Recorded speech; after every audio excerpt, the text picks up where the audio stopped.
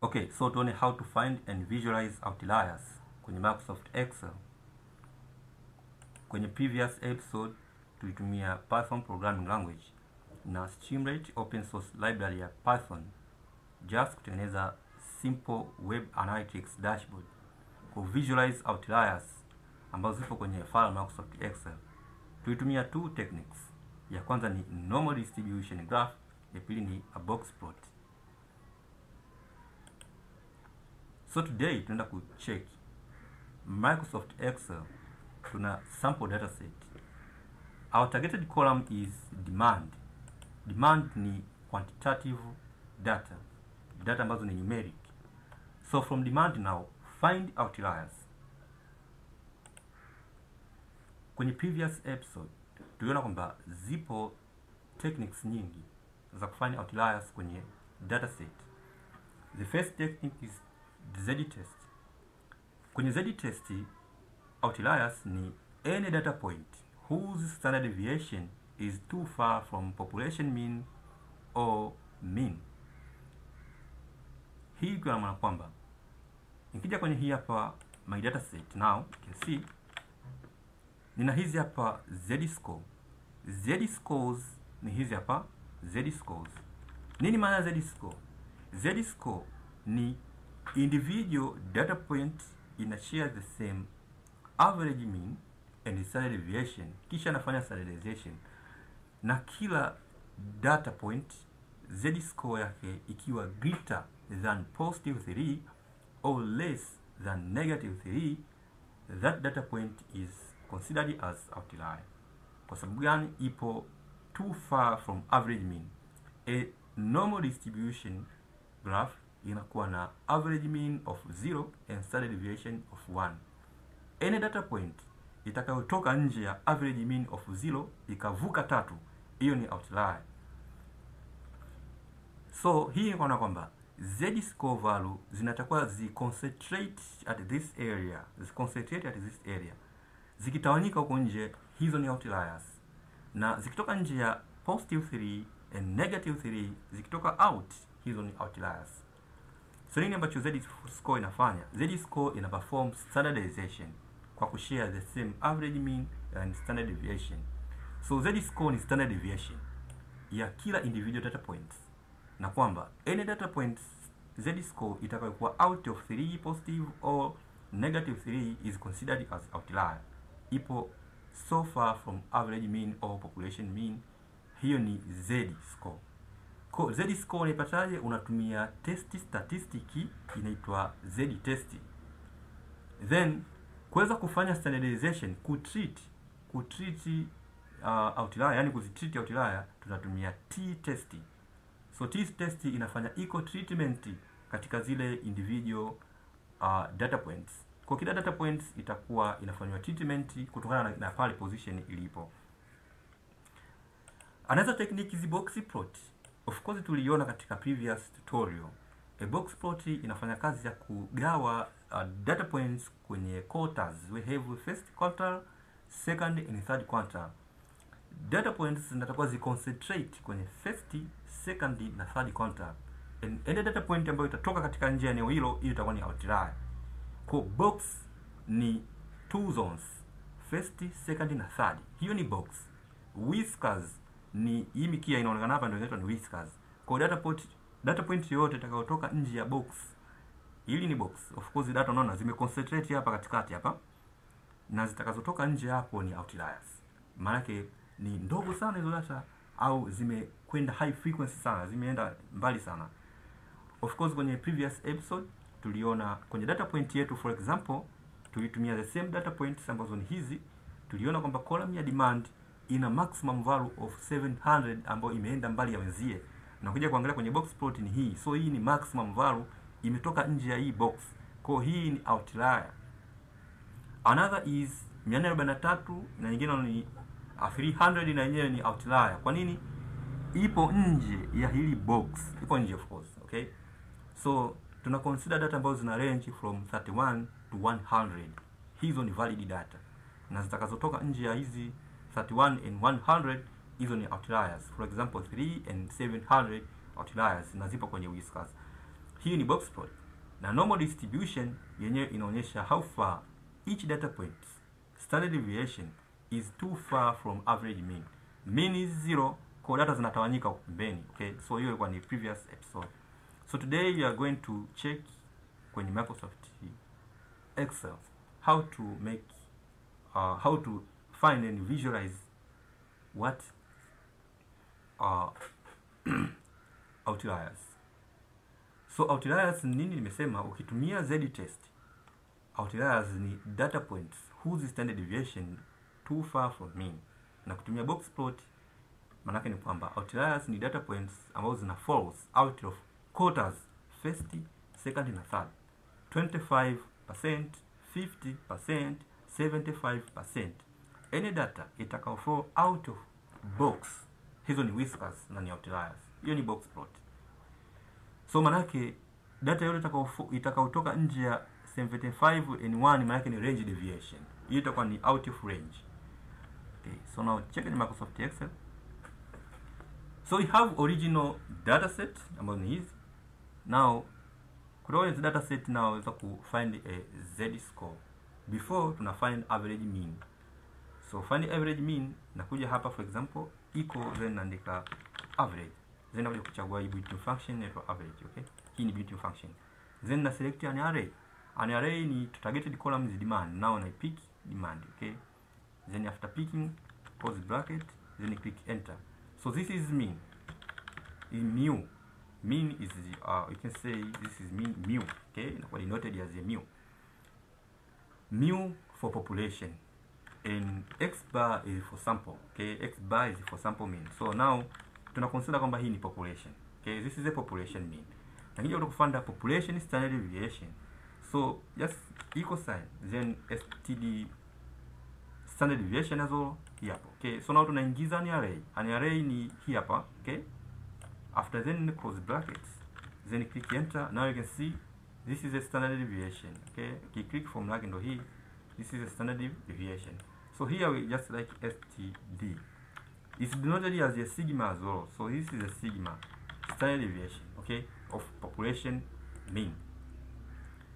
Now we find z score. So katika z score equal sign, then na call a built-in function inaitwa norm.distribution as well. Norm.distribution hii ni built-in function, then click it.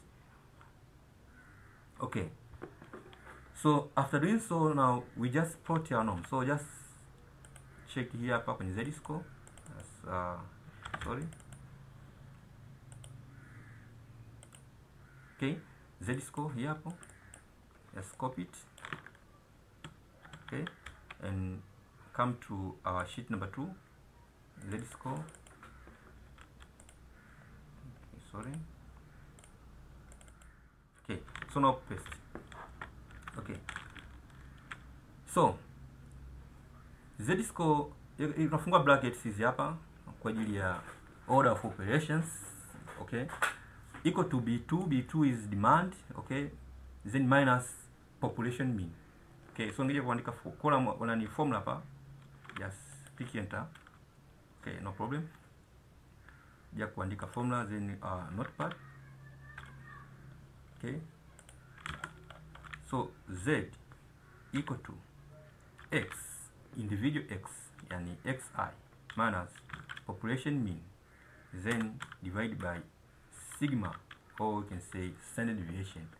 So value utakayopata hapo itakuwa ni z score, ambayo itakuwa inaonyesha how far xi is so far from what, from mu.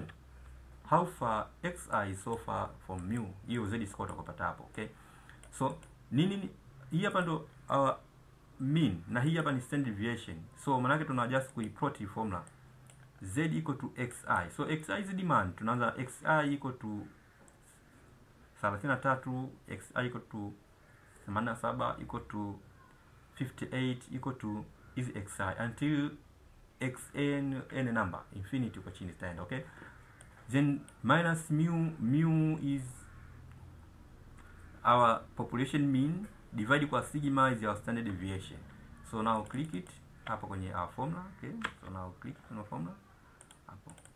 Okay, so equal to xi demand minus mu location ya mu ni hii hapa. I think hii hapa. Okay, hiyo ndio location yako. Okay, ambayo ni d20 ambayo ni hii minus mu d20. Okay, so minus mu d20, so hii d20 tunaiwekea kuwa constant, kwa unaweka hiyo dollar sign na hapa naweka dollar sign. Okay, hapo yes, delete it.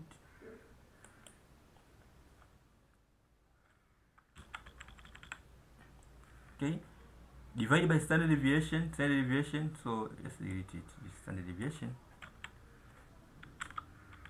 deviation, hii hapa na click, itaipachika hapo, then nawekea reference inakuwa namna hii final. Okay, so z score equal to b2, this one, hii itakuwa ni variable ina change, ndio maana sijawekea dollar sign, divide by minus population mean ambayo ni ile pale, of course ni hii hapa, divide by standard deviation. Okay, so now click enter, so you can see this is our z score. So now na copy hii formula to other cell location, so double click, imecopy. Okay, then hii ni probability density function, so now double click, equal sign, then norm dot pdf as well, so norm dot norm. Okay, so just check formula yake hapa. Okay, so now to copy hapa.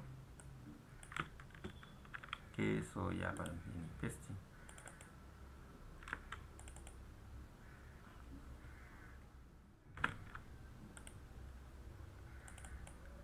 Okay, so now paste it.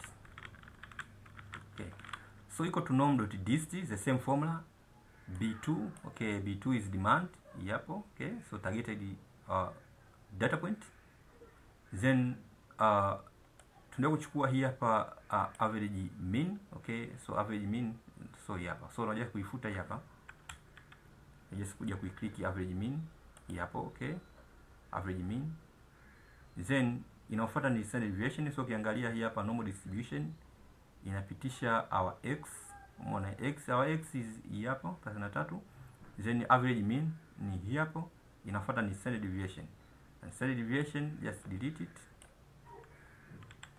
and just check hii hapa standard deviation, I click, itapachika hapo, then alifanya kwa constant, so naweka dollar sign, okay, naweka dollar sign, so this is not cumulative density function, is probability density function. So is it cumulative? No. If no, naweka false. Nikiweka false itakuwa ni pdf sasa by default. Okay,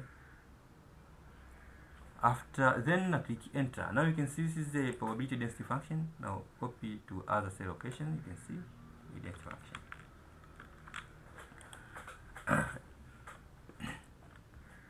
Nini maana ya kufanya jambo hili? Maana ya kufanya jambo hili ni kwamba any data point that it is a standard deviation greater than positive 3 or less than negative 3 is outlier. Any data point. So tunachongelea nini? Tunachongelea ni z score. So ukija kuangalia hapa hakuna outlier, sababu hamna iliyoangukia kwenye 3 point, kwenye 3 au negative 3 hakuna. Kwa inachokifanya zaidi ina standardize. So unaona data kuna 33, 87 na kadhalika, lakini kuna nyingine imeenda mbali 149.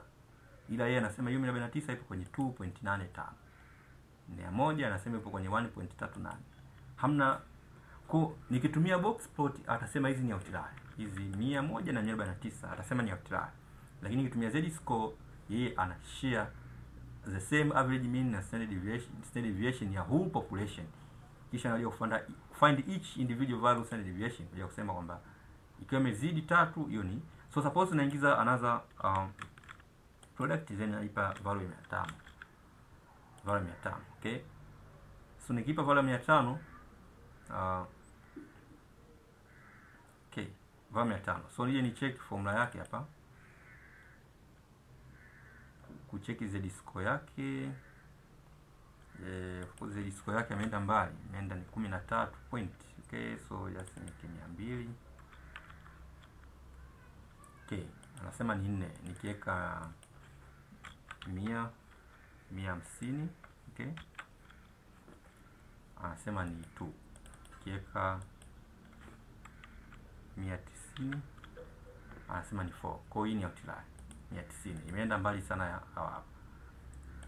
Kwa hiyo nikiweka 10 bado haijakuwa outlier. Okay, nikiweka 1 bado haijakuwa outlier. Nikiweka 0, kwa sababu ikiwa -3 ndio inakuwa outlier. Okay, bado haijakuwa outlier, lazima iwe -3. Nikiweka positive for example, positive for example now 10, nasema ni 1.9. So kwenye Excel ili uweze positive, hiyo 10 inakuwa ndani ya bracket. Ninaingiza 10, inakuwa hivi, inakuwa ni positive 10, inakuwa ndani ya bracket. Now niweke 100 positive. Yes, put positive 100. Hii ni outlier, imefall nje ya -3. Ni outlier, ni data ambayo ipo mbali sana na wenzake. Okay, okay, so now tuna hii hapa rank. Let's copy source code. Okay, rank no issue, haina effect yoyote kwenye kufind outliers, just kujua tu position ya kila demand. So rank iko to C2, of course ni B. Okay, so now is B is B2 ambao ni hii hapa, then of course okay, check hapa kwenye hii hapa source code, sorry. Okay, tuna rank hizi, I'm sorry. Tuna rank percent. So kurank percent ni cumulative percent. Cumulative percent kwanza leo utafuta summation ya hizi value. So hii tuiondoe, just so sum, manake nita just kuandika equal sign, then nita call function kwa sum built-in function, then sum ya demand. Okay, then close bracket, na wote tutashare sum. So percent equal to data points divided by what, hapo ndo utafuta cumulative. Okay, so cumulative percentage, then nawekea $sign ili iwe static, then na click enter. So nitapata 0.3 hiyo, then taja kui, so summation lazima iwe 100 hapa. So nikiandika equal to sum, hii lazima iwe 100 kwa sababu probability inakuwa ni 1 siku zote. So nikija kuweka hivi lazima ilete 1, lazima iwe 1. Kwa sababu gani? Kwa sababu hii ni just a probability. So cumulative percentage ni 100. Then hapa ndo tunaweza kuipaste formula ya rank. Rank na rank hizi position ya hizi, okay, ambazo ni range ni kuanzia hapa mpaka huko. Okay, lakini kwenye kila individual data set ambayo ni hii na rank from 0, ianzie from 0, then na click enter. So hii ipo position ya 12. Okay, then position ya kwanza ni hii. Okay, ni rank ipo kwenye smallest value. Hiyo ndio smallest value. Kwa kama hiyo ni smallest value ambayo ni hii hapa, hii umeona imerank kuwa 1, imekiwa ranki ya 1, I think. Okay, so hivyo ndo namna ku find outliers kwenye Microsoft Excel.